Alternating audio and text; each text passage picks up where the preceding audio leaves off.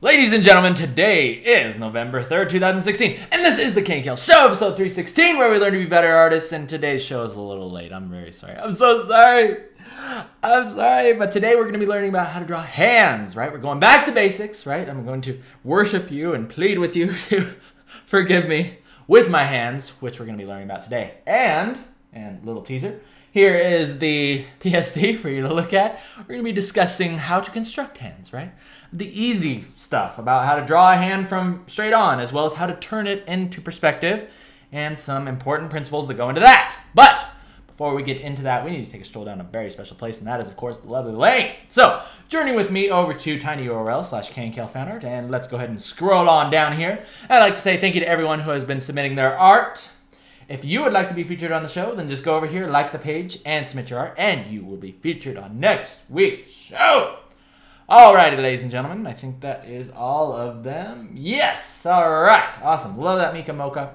Love the Mika Mocha fan art. You guys keep it coming! Keep it coming! Alright, let's go ahead and get into today's show. And if my energy is a little bit off today, that's because it's a little bit weird today, right? The winter is setting in. Sometimes I feel my emotions are affected by the weather, so my energy might be a little bit lower today, but it will not stop us. Gosh dang it, it will not stop me from teaching you guys how to draw hands, because you guys have been asking for more. I literally picked this up thinking it was my stylus. No, that is not a stylus. That is a Prismacolor marker, Keenan. But you guys have been asking for many more basic drawings. And it's been a long time since we've done hands, and I've improved since 5 years ago when the last hands episode was put out, and now we're going to be doing it again. So brace yourselves, because I got some important things to talk about. And that is how we get started. So let's go ahead and talk about hands over here. Let's talk about hands and why it's important to realize that hands are all about a little something that we like to call flow. We're going to be talking about parabolas. We're going to be talking about slopey things that you would draw on, what was that game called? Line Racer with the little penguin, right? Line Rider. We're going to be talking about Line Rider today, and why it is so important with your hands. But first, let's talk about construction. Okay, construction is an easy thing. Okay, you're going to draw a circle. Everybody knows how to do that. And then you're going to draw a thumb shape. But the important thing about that thumb is the top is going to intersect with the center of the fingers. Okay, it's going to intersect with the center of all of your fingers. Now let me break it down into even more simpler terms. Okay, we're going to be drawing a glove shape. Okay, so we're going to draw a circle. We're going to draw a thumb like this, and we're going to draw just a shape like this, and it's a glove, right? It's a winter mitten. And then look at that, the thumb intersects right in between, right? The curve of the thumb intersects right in between all of the fingers, and then you can separate the fingers like this, and then square off the fingers to create your hand. But of course, not everybody is going to be waving hi at you or doing the Zenyatta hello emote at you. We need to know how to do different types of hands. And that thumb looks really freaky. Let's go ahead and fix that real quick. Okay, we need to know about how to do different types of hands. Specifically, ones in perspective. Okay, so now this leads to my second theory, the Death Star popsicle theory. Okay, so with me, draw a squished Death Star, okay, which is basically a fancy way of saying an ovular shape, right? A nice ovular shape, and forgive the crudeness of this drawing. But you are going to have an ovular shape, and then you are going to draw a popsicle, okay? You know, like one of those really good cream popsicles, those orange ones, those really, really nifty orange ones. Or actually, no, the creamy ones are too thin.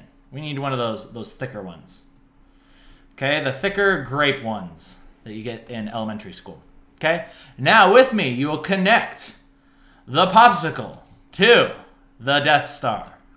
And there you have the beginnings of your hand in a 3D space, okay? And you also got to tack on the thumb. Let's not forget about tacking on the thumb, okay? And boom, there you go. Same principle applies. Do you see what we did here? We have that, and we have this. But we need to be thinking about the fingers in a 3D space, ladies and gentlemen. So don't forget about that, okay? But it's basically popsicle Death Star theory. Throw in the thumb, and there you have the beginnings of your hand. Okay, so let me go ahead and demonstrate that real time. Okay, let's go ahead and get rid of all these construction lines because we're not going to need these right now necessarily. go ahead and erase some of these construction lines. We can still keep them kind of light because we want to know what we're doing, All right, that's really important. You can also take the thumb and you can kind of draw that same curve, and you can know about where the center of your fingers are going to be, right? And the knuckles are going to be appearing right here. Now, why did I put them there? Well, not only from experience, but also because it's sort of right at the edge of this, right at the edge of the collapsed Death Star, right? Right at the edge of that is about where your knuckles are going to start. And therefore, your fingers. So let's go ahead and throw in the fingers. Throw in the fingers. Let's separate that out just with lines at first. And boom, there you go. You've got a good looking hand. Oh, doesn't that look great? Wow, that turned out way better than I thought it was going to. Awesome, awesome. Death Star theory comes in handy. Now let's go ahead and get on to the importance of today's episode. Not drawing hands like this, because oftentimes your characters aren't going to have hands like this. They're not going to be laying them down flat on the ground and just kind of like setting them there. We want hands with flow. We want hands with emotion, like these ones, right? We want things to like flow and feel nice, and we want curves in the fingers. Not look like this. This was an example, and if you're curious why these are here, this is my second time recording this, because the first time I recorded it, it sucked so bad, it made me sad. I went and cried in the corner for 5 minutes, and then I was like, you know what? I can do this. I can draw hands, okay? I'm a professional artist, and I never make mistakes, and I can do this, okay? So this is the second attempt, but it's nice because now we have all these other hands that actually look kind of nice, and then it works really well for the exercise I'm about to teach you guys. So let's head on up and take a look at this really flattering picture of me, and let's discuss flow, okay? Because it is apparent in real life. It is very apparent in real life. We're going to be talking about that today, okay? So let's take a look at this hand that you would consider a lot more dynamic than this one over here to the right, okay? Now, what makes a hand look dynamic? That is the question of the day. That is the question of the month, and that is flow, okay? So I want you guys to pay attention. Don't look at the silhouette of the hand. Don't look at the outside shapes. Rather, I want you to look deeper. Look deeper within the matrix. See the code within, and I want you to find the curve of the fingers. I want you to find the curve of the inside of the fingers. Look at how these parts, right, the skin folds that create the beginning of my fingers, those also have a curve, right? Isn't that interesting? They all end up right here, and they branch out. They branch out. And then this curve right here. There's a lot of flow that happens in dynamic hands, and that's what we're going to be talking about today, okay? So we're going to be creating stuff. We're going to be creating hands with lines and allowing ourselves to flow freely rather than getting in there and being like, okay, KNKL taught me how to do this. Okay, so I got to do like a Death Star and then like, yeah. Or no, even worse.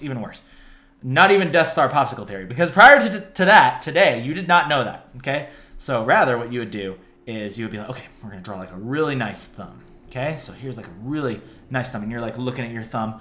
You get like the nail in there, like some little wrinkles on the skin there, because that's really realistic. Okay, let's start with the index finger. Okay, so the index finger, yeah, looks kind of like that. And then, yeah, let's have some wrinkles there.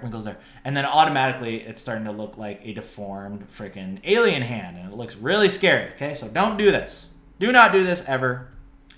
Never, ever do this. We're doing popsicle Death Star theory. But more importantly, we're working with flow, okay? So what I want you guys to do is I want you to be able to take these shapes that we've learned about today, and I want you to just kind of build off of your circles, okay? So let's start with something like this, okay? Let's start with something like this. We'll create a curve that kind of just goes like this. And something that I really like to do with my hands is I really like to start off with the closest finger, right? So, and this obviously depends on which side of the hand you're looking at. In this case, we're looking at the thumb side. So, so here's basically the way I like to think about it, is if it's on the thumb side, you'll draw the thumb kind of like this first, okay? Draw the thumb like that. It's a very simplified thumb. But see how this sort of becomes its own shape? And then off of that, you can draw in your other fingers. You can draw in your other fingers like this. And notice how like simple this is. Notice how I'm just kind of like throwing those shapes in there. And yet it still looks good. There's still gesture to it. And that's what's really important, guys, is that I want you guys to get comfortable with allowing your hands to look a little bit like a Muppet at first, okay? Because you want to have flow, that stuff that we were talking about, okay? So that's how I draw the hand from the thumb side. If I'm drawing it from the other side, Well, then the hand is going to look like this. I'm going to start with the pinky. I'm going to start with the pinky like this. So it's going to go up. Here's the wrist. Goes over to the first knuckle. And the pinky is going to go like this. And then this becomes almost like its own little shape. And then off of that, look at this. Now we can begin drawing in the rest of the hand. Now notice that. Do you see the coolness of this? Do you see how cool this is? That now you can break the hand into two different shapes. One being the closest finger to you. And then the other being the rest of the shape, right? The rest of the hand. And yet it still reads as a hand. It still has that flow to it. It still has gesture to it. And this is the way that I would always construct my hands. In fact, this is always how I construct my hands when I do comics. And even when I'm just doing illustration. When I'm trying to get an emotion out of a hand, the most important thing is the flow to it, right? It's not necessarily that I get in there and add all that detail. Okay? So, this is the next thing that I want you guys to consider. Always draw the closest finger to you first. Okay? Now here's another thing. Because we've done like the thumb, we've done the pinky, and those colors look really good together. I don't know why, but that is really very pleasing to my eye. I like that a lot. But let's talk about another thing, and that is the fist. Okay? Now, when you're making a fist, it's actually very simple. Okay? Now, a lot of you would probably say, okay, well, we're going to draw a fist, so let's go ahead and draw a box. I know where this is going, Keenan. I'm way ahead of you. Right? I'm way ahead of you. Let's draw a box. Okay, yeah, so it's like this.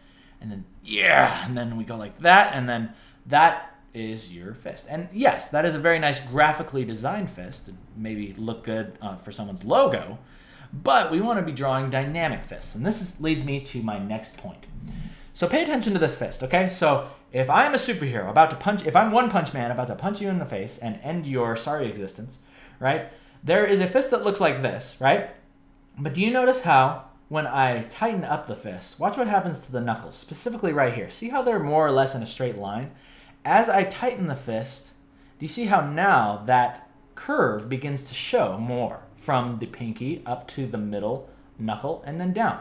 See, so there's intensity that we now have to deal with. There's intensity that shows in our flow. So we go from this to this, right? Isn't that awesome? So let's go ahead and incorporate that over to our hand. Let's incorporate that over to our hand. Let's draw a new fist. And then we're going to go ahead and end today's show, man. Man, this take was so much better, man. Take was so much better. Oh, man, that first take was so bad. It was so bad. I just wasn't feeling it for some reason. I wasn't getting it. I wasn't flowing myself. I wasn't flowing for myself. But, I mean, these hands are okay.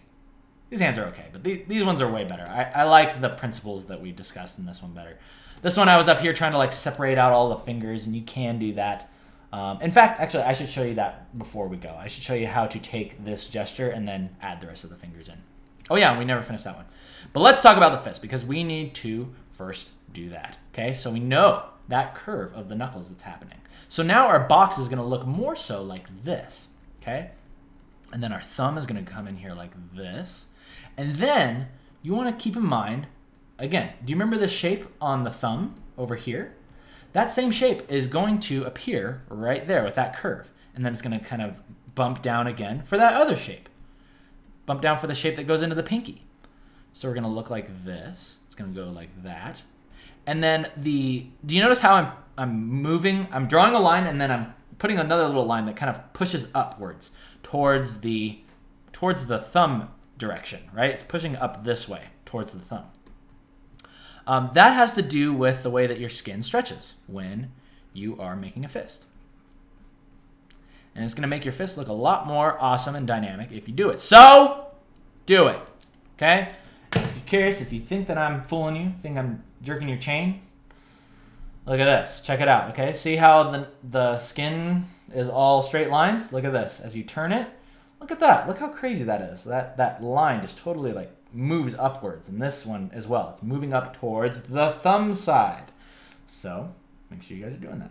Make sure you guys are doing that. And there you go. That's a much more dynamic fist for us, ladies and gentlemen.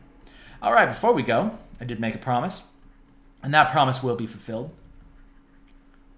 We are going to separate out these hands. And, well, I also lied to you because I said we'd finish this hand over here, and we're not going to finish that because don't really want to do that. Let's go ahead and move on to these ones. So I'm going to go ahead and duplicate these. So that way we have the simplified versions as well as the old versions. Did I? Okay, let's go ahead and do this. Shrink these down. Oh! Whoops. Let's go ahead and grab that, shrink that down. Totally cut off that poor man's hands. I'm sorry. I'm sorry about that. Oh yeah, and then we can also get into another thing that I want to teach you guys about hands, and that is masculine and feminine. Masculine and feminine hands. And where the heck? Okay, there we go. Okay, and an easy way to create masculine and feminine hands. Okay, so we'll start with this one over here. This one feels a lot more soft, feels a lot more feminine. Now, the way that you want to create feminine hands is you want to think of them as being a lot more like mine, right? Nice skinny fingers. They kind of come to a little bit more of a point, right? Especially in comics. Okay, so all of your fingers, you want to kind of bring them to a little bit more of a point, right? Think of them as skinny. Skinny little carrots, little baby carrots. Okay, now, another thing that I really find that helps is to create a line kind of in this area, right? Remember, this is kind of the edge of our Death Star. A line right here that represents the beginnings of your fingers. And then from there, you can draw your lines upwards, okay? Cool, awesome. Now keep in mind, the fingers don't always line up perfectly in, like, you're not gonna see the end of this finger. Sometimes the fingers will overlap one another. So you don't always have to like draw it like this to see the end of that finger, and then draw it like this to see the end of that finger, and draw the end of that finger. See how that kind of like takes away from the flow that we had before? No, just allow your fingers to overlap each other. Allow your fingers to overlap each other. So this one is going to go behind this finger, and then this one is going to maybe just stick out just barely outside of that one. Okay, and there you have a little bit more of a dynamic hand, ladies and gentlemen. Ah, love it, love it. And sometimes I put a little kind of indentation right there as well, just to show the other side, right? We're showing this shape of the thumb on the other side. And there you go. Okay, so there's your feminine hand. That's how you separate out the fingers. Now let's move over to this one and make it more of a masculine hand. Make it more of a masculine hand, and then we're gonna end today's show. Okay, so fingers on the lady are much skinnier and pointed at the ends. For a manly hand, I found to make them slightly thicker and squared off at the ends. Really helps a lot. Now this is obviously not like super true to real life, right? We have all kinds of different hands. But for the most part, if you want it to be more like burly, more like muscular looking hands, this really helps with like comics and stuff. I really like to make the guy's hands, instead of coming to points like this thumb right here, see how that's coming to a point? I'll square that thumb off. Square that sucker off. And there you go. Now another important thing that comes with drawing hands is understanding how many joints there are. And there are 3 knuckles in each finger, okay? So you got 1, 2, 3, okay? So oftentimes I'm tempted to draw just 2, right? So you have one down here, then you have the second one here, but where's the third one? There's no third one. Sometimes you can kind of get away with that because, I don't know, sometimes it actually looks okay to just kind of have it be more simple like that. But keep in mind, the more realistic your drawing is going to be, you're going to have to show a little bit of a bend in there, a little bit of a bend. So in this case, if I was doing a more realistic drawing, I would want to just bend this last little finger right there, showing that final little knuckle right there, okay? Now let's take that knowledge and let's add it to the rest of our hand, okay? So with these fingers back here, as we begin refining them, we know that we're basically going to be only dealing with the final bend because the other knuckles are covered up by the hand. So that makes our job a lot easier, a lot easier. Okay, so let's go ahead and draw in just this next finger like this. And we only had to deal with that one bend, right? And maybe this one goes down. Actually, this looks a little short. This looks a little bit short. Let's go ahead and lengthen that a little bit. Yeah, that looks better. And then maybe this one kind of bends down like that. And do you see how there's like a cascading pattern? And that's what I wanted to talk to you guys about. So see the cascade pattern of these fingers. All right, and when you do this with your hands, it allows them to look a lot more dynamic, okay? So, and then this last one is gonna be this. Very cool. Very cool. Actually, this pinky would probably look a little bit better if it was out a little bit more like that. So this one might not be the best. Actually, that looks okay. I was going to say it might not be the best example because wouldn't you believe it, sometimes I make mistakes too. Sometimes in fact, I draw a lot of crappy hands. I draw a lot of crappy hands, trust me. But because I've taught you guys the Death Star theory, you can now begin drawing bad hands, get many, many bad hands out of the way, and then when you get the good-looking hand, right, it's gonna come really fast. It's gonna come really fast, and you don't have to worry about drawing all those little details and then getting to the end of it and being like, oh, I don't like that so much. But if you do get to this point and you feel like, huh, I do like this, but I feel it could be improved, you don't necessarily have to redraw the whole hand. Let me show you guys this last thing. I know I keep saying that I'm almost done, but we're not done. We're not done because there's still more to teach. Gosh dang it. Okay, so maybe you don't have to redraw the whole hand. Sometimes you can say to yourself, oh, well, I like the flow of this thumb and this finger, right? But the other ones need a little bit of help. The other ones need a little bit of help. Now, I want you to do what we did over here and draw in a new shape. Don't start drawing in fingers again. Whatever you do not do that. That's a recipe for disaster. What you want to do is you want to draw in a shape, okay? Maybe the shape looks like this. Oh, isn't that awesome? Maybe the shape looks more like this. Oh, yeah, that looks okay too. But find yourself a shape. Find yourself a silhouette or a path, right? A path or a curve that your fingers are going to follow. And very quickly, you'll be able to see, oh, this was the gesture I was looking for. This was the hand I was looking for, okay? And actually, I really liked that one that we had before. So let's go ahead and follow this one. Oh, that looks so much better. Yeah, I love it. And don't be afraid to go ahead and break off the fingers too, because sometimes they'll be separated. Sometimes the fingers, well, yeah, I mean, obviously the fingers are always separated, but sometimes you can separate them a little bit more. Maybe this one is like way down like this. Maybe the pinky is way down like this. And behold, you have yourself a merry little hand. And this pinky, actually, that one looks okay. One looks okay. And don't forget about your knuckles, okay? So we got one. This is the second one here. Let's go and zoom in on this. Here's number 2. 1, 2, 3. So we need to remember where's that last one. Okay, well, let's go ahead and throw in that final one. And it can be very, very subtle. Very, very subtle. Again, I honestly don't worry about this stuff until I'm really like convinced I'm working on a more realistic piece. Otherwise, I find that oftentimes you can get plenty of expression out of just two knuckles. But yeah, don't forget about that stuff, okay? Don't forget about it. Boom. So that is much better. Oh, yay. That makes me so much happier. That was the tutorial I was looking for.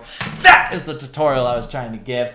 I am so much happier with that. Yes. All right. So now that we got that out of the way, let's go ahead and fire off some question catapults. And I shall mute myself because I'm feeling much better. Alrighty, ladies and gentlemen, let's go ahead and get this great question coming in from Klako on the IMSI. And if you would like to submit your questions, go ahead and head over to imsi.com/KNKL. KNKL. The site went completely public, so anybody can join now and submit your questions and art. Okay, but great question coming in from Klako. I'm sure everybody wants to know this. Hey everyone, so a couple of questions, and I'll answer them in order. How do you get into the industry, and what's the easiest or best way to get into the industry? Okay, cool. Awesome. You want to know the best way? You want to know the easiest way? You want to know the one weird, strange trick that that you need to do to get into the industry? Riot Games hates me. Blizzard Games hates me for telling you this. Okay, so here is the actual secret to getting a job, getting into the industry. And that is that you must be doing the job before they offer it to you. You need to be confident with executing everything that they are going to ask of you and already doing it. And how can you show them that you're already doing it? Well, you're going to be posting on forums. You're going to be posting on your DeviantArt. You're going to be posting on your ArtSpace. You're going to be posting, most importantly, on the actual games forum, right? Or subreddit or wherever the heck you want to do it, right? You're going to be posting there. And this does not guarantee, most importantly, this does not guarantee that you're going to get that job, okay? But what it is going to do is it's going to get you exposure. It's going to get other people looking at you. And then sooner or later, you're going to get a call, not from Blizzard or Riot, but you're going to get a call from a little tiny little local company in your area, or maybe kind of that wants to work remote with you somewhere else. And you're going to start working for them. You're going to start working for a tiny little company that probably makes games for, they probably make Little's Pet Shop, right? For freaking Game Boy. Or they make some dumb game that you're not necessarily interested in, but you're going to start there, okay? Then what you're going to do is you're going to work there for a few years. You're going to gain knowledge. You're going to understand you're going to learn what it's like to work with a team. You're going to take negative criticism for the first time, and you're going to think that you suck. And that's probably good, because at that time you probably do suck. In fact, we all suck. We all have a lot of ways that we can improve. And the sooner you admit that to yourself, the better. Right? You're going to be doing that for years, and you're going to be building your portfolio. And all the while, you're still going to be doing your fan art, posting it to the forums, getting more exposure, going to conventions, meeting the people at the conventions, right? You want to know a really cool way to meet people from the industry? Find out where the office is. Blizzard Games is in Irvine, California. Hey, isn't that interesting that there's a con called WonderCon that's in Irvine, right? Oh, that's actually really close to... Or it's in Anaheim, which is right next to Irvine. I wonder if anybody from Blizzard might have a booth there. And guess what? I went there a couple of years ago, and Samwise Didier was there. That's where I got that freaking Murloc right there. I met Samwise, the art director, had a booth at WonderCon. I don't know if he's going to be there again. He might be, but that's the thing. It's like, people, you got to get to those places. That's a big leg up, is being able to meet people in person, show them your portfolio. That's what I did when I was like freaking 16, and I got tickets to the very first annual BlizzCon by winning, the freaking art contest. I mean, it was obviously because like nobody really knew about it at that time. But regardless, I went there and I met Samwise and got exposure and got, well, I mean, at that time it was more just like feedback on my portfolio. It wasn't like exposure, but he remembered me. He remembered me, and that was really cool.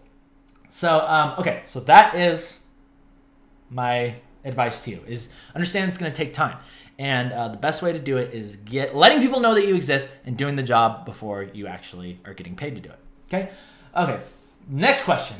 Question number 2. I'm loving my energy so much better on this one. This is so much better. How do you incorporate previous non-job related experience into your resume, art-wise at least? Okay, so you want to work at Riot Games, or you want to work for somebody, and all that you have to show is, oh man, I've just been working at American Eagle, or I've been working at Hot Dog on a Stick. How can I? That's not really that interesting of a resume portfolio, and that's what I'm talking about, is that you're obviously not going to be putting that stuff on there. But what you need to do is you need to be putting, you're going to be showing your portfolio, but you're talking about previous art or previous job experience not related to art. Okay, let me see. Okay, so I worked at Best Buy in the video game section. Okay, that was like one of my very first jobs. And let's see, the best way that I guess I started to learn about that stuff, or the way that I incorporated that into going into the industry, was I just looked at games. I mean, I was playing games for all my life up until that point.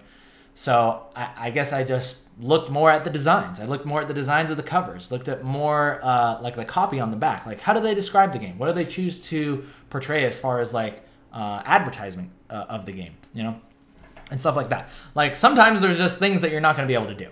And trust me, Blizzard, Riot, all the big companies, any AAA company is not going to care that you worked at the mall.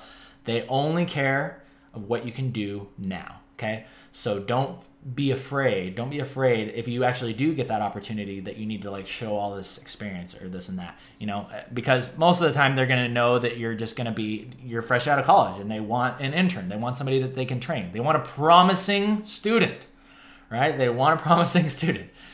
And, but the way that you can combat that, and the way that you can prepare for that yourself, is what I said, is that you want to take those early jobs. You want to take that early stuff, build that portfolio, because there's nothing that a company loves more than being able to bring you onto their team, and they already know that you know how to work with the team. They already know that you know how to take criticism.